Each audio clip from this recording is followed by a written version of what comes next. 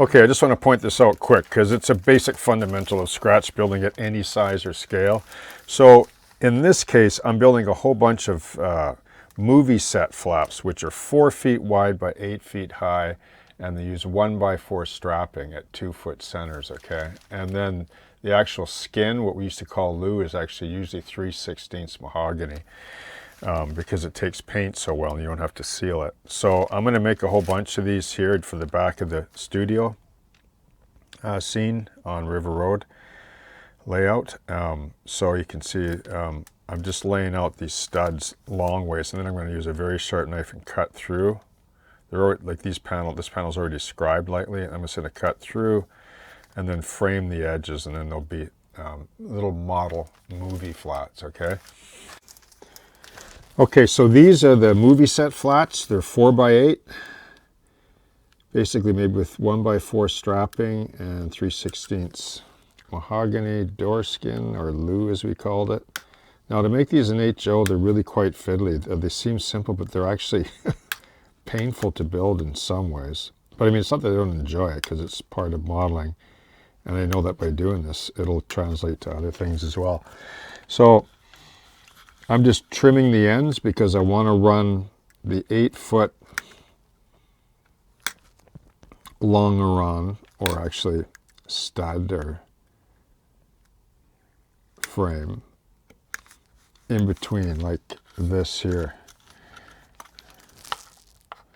See here? So I just tacked it in. I'll just line my knife up there, cut it there, and then I'm just tacking the ends. Like I say, they're fiddly to make, but they're authentic looking. That's the thing. Theater flats would be a little bit thinner profile, but I think in HO scale you can get away with either or built at this size. And the idea is that these will be leaning up against the back wall, and they're just like, you'll know that it's the back side of a soundstage, okay?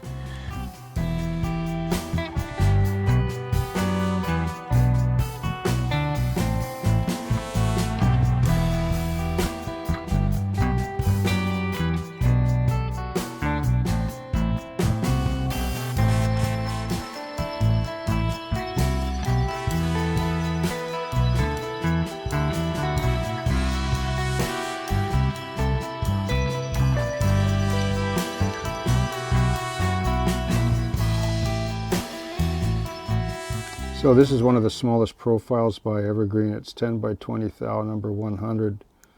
And it shows you basically what you can do or achieve or accomplish if you're up to the task. I'm just building a little bit of a lattice work for a facade right here, this brick facade on top. Just a little detail. It's just a small flat, a movie set or theater flat with a little bit of lattice work.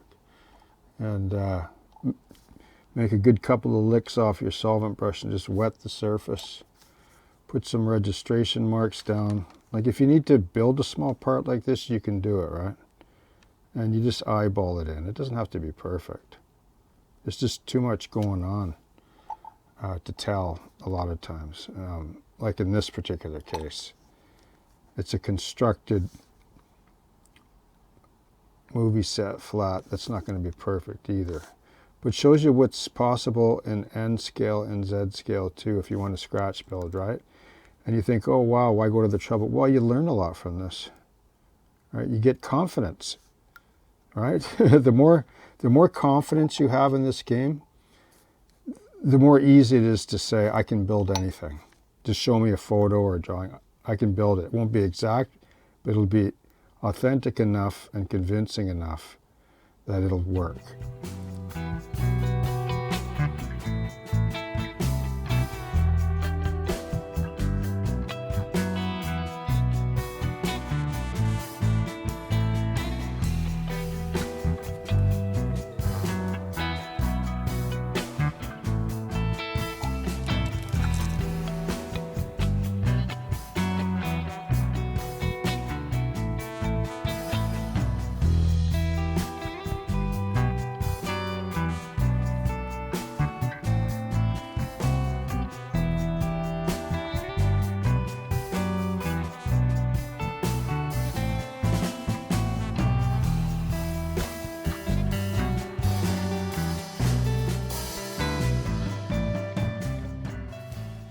Okay, so I just want to point out this revision here. So this is 3/8 plywood substructure. Okay, so sheeted with 60 thou plastic. So it's never going to warp really, this thing, because it's seasoned Baltic birch 7-ply plywood, and I mean, I've done this before plenty of times anyway. The reliability is almost 100%. That if it's in climate control, it's never going to deflect. Now, this building was done a bit differently, just a little bit. I didn't put plywood on the roof because I didn't have that big of a span, and because of the shape of this, it holds form really well if you cap it with 60 thou. But I want to put a door in here, right? Here's the disadvantage to building this way, and there aren't many. When you want to revise later, because I built this 2 years ago, put it in place, was good enough to go, and now I'm cycling back. Remember, 2 steps forward, 1 back, that kind of methodology when you're building the layout from, in my case, left to right, unfolding the story. So I've gone back and I've converted this into a movie studio. So here's the door. Now I want to be able to open this door. There's a slider on this. This door pivots inwards, but I just want this section open.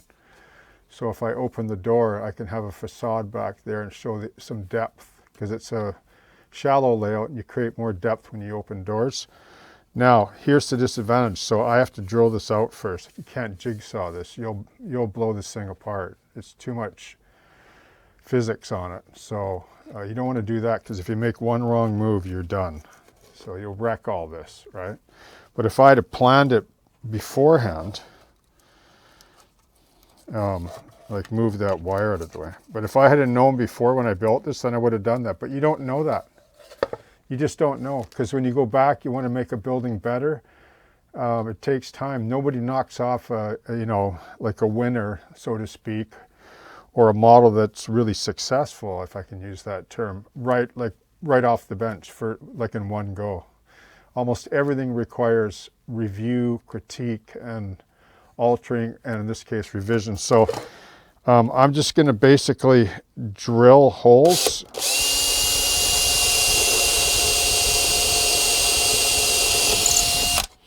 All the way along, just like I do with plastic. And then I'll knock this plug out, and then I'll clean it up with a knife and a sanding stick or whatever. And then I'll cut it back further than the opening so you don't see the thickness of the plywood. And then when I lay this on, I have a nice opening there, and I can have that option, because buildings look awesome when they're lit from the inside, right? Especially a movie studio. I wasn't going to do it, but I thought, if I don't, I'll just end up kicking myself and saying you should have done it, right? But okay. So this is the point that's a bit scary, right?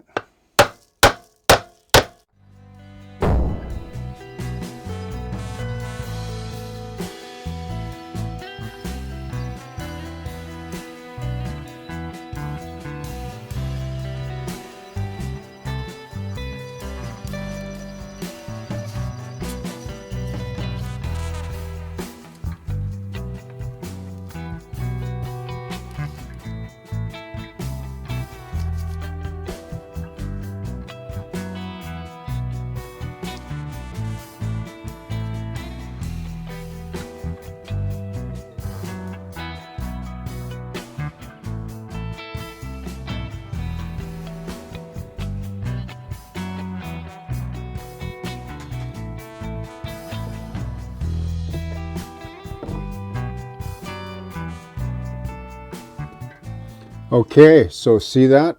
So you can see there's a tiny bit of a line there, but that's common oftentimes with tilt-ups, and that's acceptable. Later on, you can add tufts of grass or objects in front. A bit of a gap under the doors. That's just a pressure fit. Open that. I'll put a little liner on the bottom because there'll be casters on those doors. I'll just put a little piece of trim there to clean that up, so there's no light bleed there on the other door. And you can see how this is how I achieve the tolerances, as I spoke of earlier. If you want to achieve low tolerances for fits like this, you got to be able to do dozens and dozens of dry runs. And you'll be thanking yourself down the road if that's the type of layout you're building and you want that. to be able to, okay, so when this is all done, so I got to do this again, because guess why? I got to put other lights in here. I'm going to put a couple more lights in here, probably a nice light above the doors shining down. There's one mounted here already, and then 2 pole lights. So I got access for wiring, and if I ever move the layout or take it down, I want to be able to remove all this stuff systematically as easy as possible to save everything, to reset up again, right? Okay.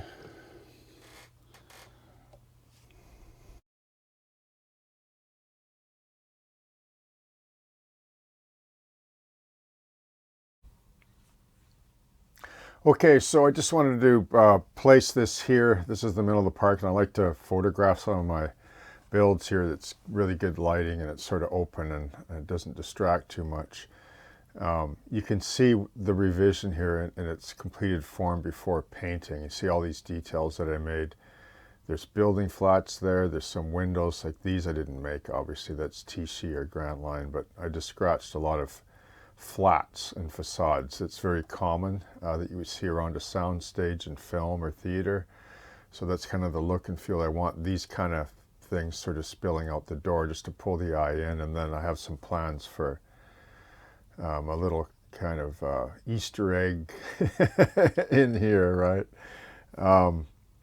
Yeah, so I'm really glad I did it, because this was fairly plain before, but that's the way it is. You know, you build, you get things primarily in place, and then you cycle back to detail because, you know, you want to revise or add greater interest to the model itself, and it just gives it a greater visual impact. Okay, so now what I'm going to do is just paint all this, paint these doors, and then complete the lighting on this, and then put it back in place on the layout. Okay.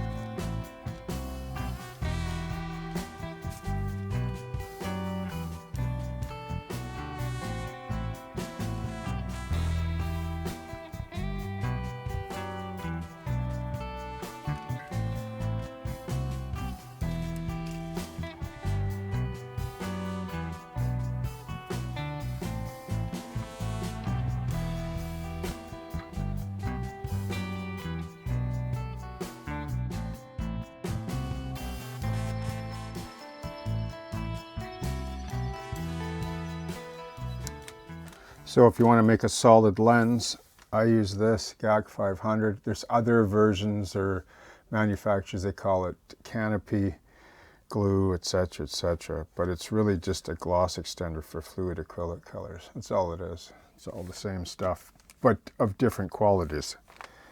All right? One never knows the quality unless you buy pro stuff. I buy the pro stuff because why not? The trick with this is, so I want to make a solid lens here. I didn't want to line this with like a thin glaze, so I just wick across, and I'll apply it 2 or 3 times if I have to. And I'm okay with that. If you get enough going, see? Now what'll happen with that is it'll go a little bit concave, and then you just come back when it's crystal clear. You just come back and then fill in the little concave until it's flat. It usually a couple of applications works, maybe 3, and it looks fantastic, man. It's crystal clear. It's fantastic stuff, and every modeler should have one of these on their bench. And when you buy one, I think these are, I don't know, 20 Canadian. I've had this for all of River Road so far, because I used it for top dressing, for wave ripples and texture. I didn't use it for the main. I used other gels or whatever. But anyway, this goes a long ways, and if you keep, it has a good shelf life. If you keep the tip clean, keep it in room temperature, it should last indefinitely, okay?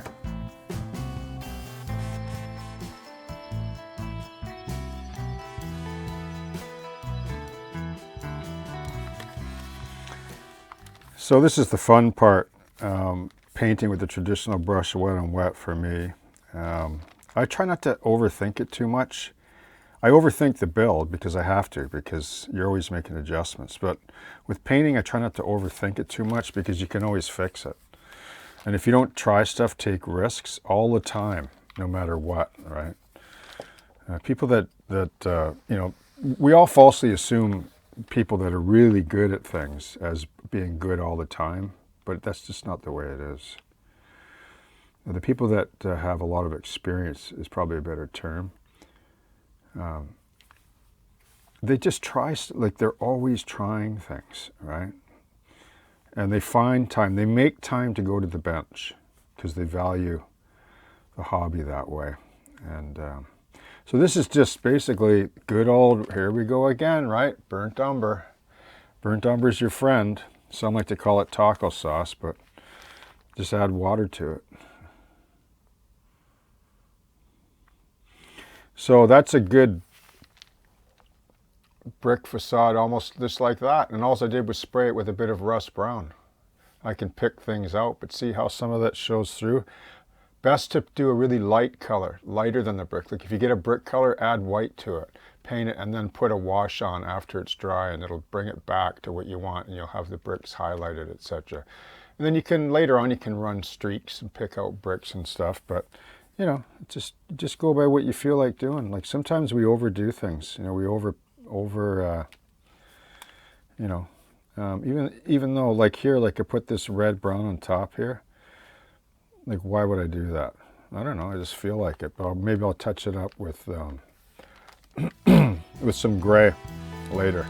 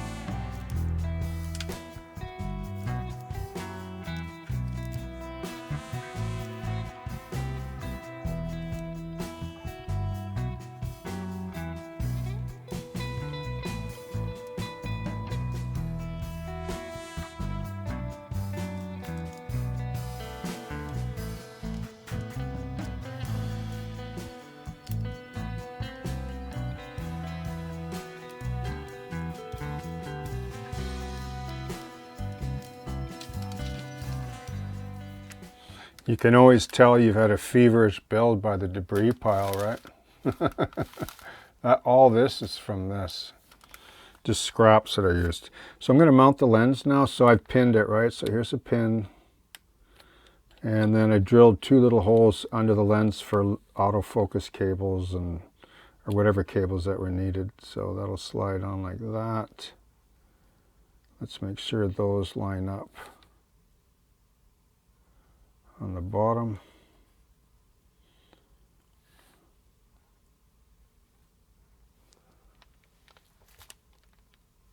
Oh, it's coming together. Now I just need to attach a few cables. You can see the arm.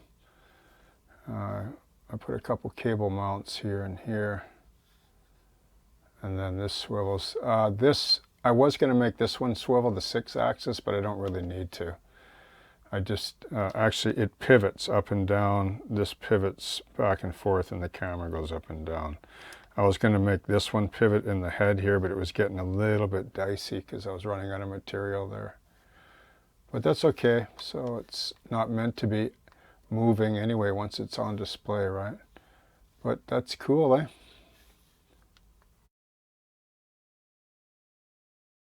Okay, so an airbrush is almost a must for a job like this because you see all the little details, right? Like how are you going to paint those by a brush without getting the paint globby and building up too thick a layer, right? So I'm just going to spray this dark black first, and then I'll probably hit it with a lighter gray at the end. And once again, I don't want to cover it. This paint's very thin. And most of you know what I mean by that. Probably thinner than you think. And can't stress that enough in this game when you use an airbrush or even a traditional brush. The more experience you get, the less actual paint you use, really. So you can see that didn't take long, right? So, okay, so it took 5 hours to build, but 5 seconds to paint, right? So here's a little light gray dust, just a light dusting. That's it. Done.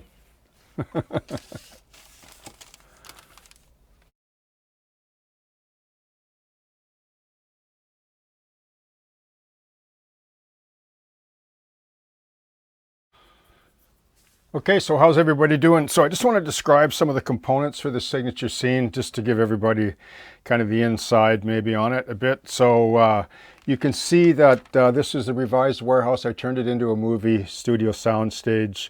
So I had quite a lengthy career several decades ago in film, so that's why I did it.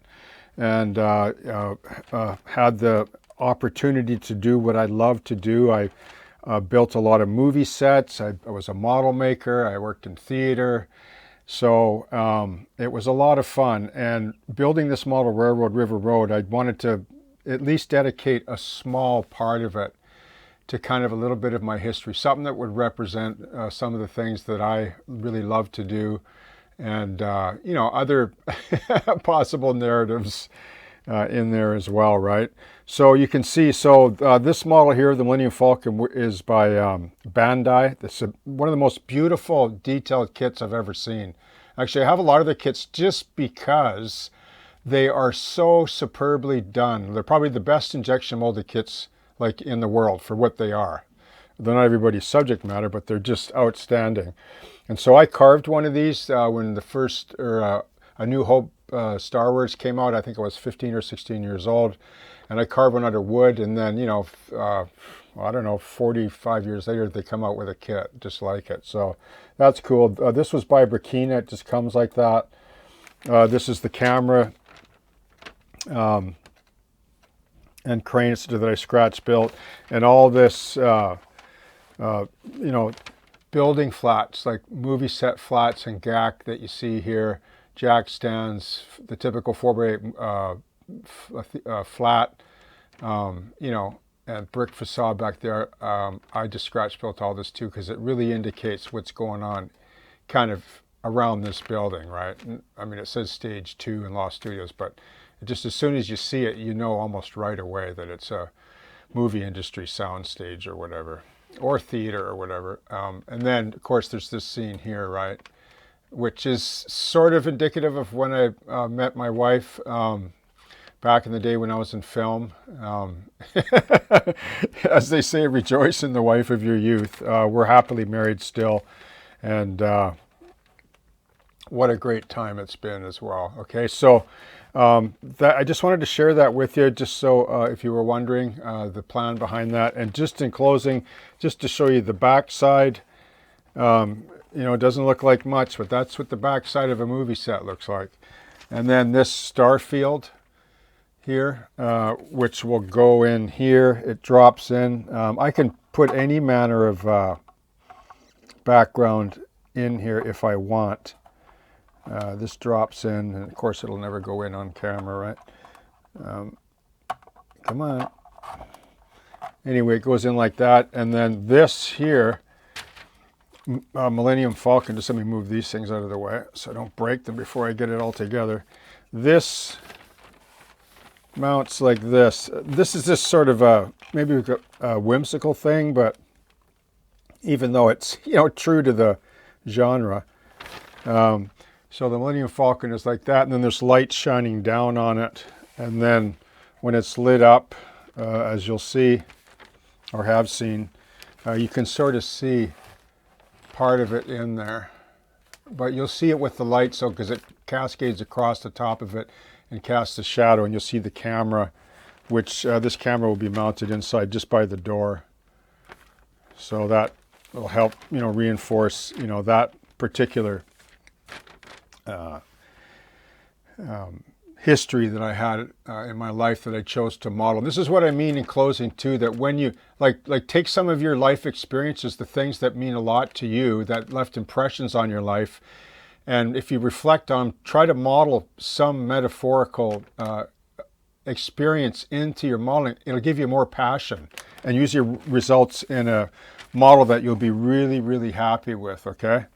So cheers and thanks a lot. Happy modeling.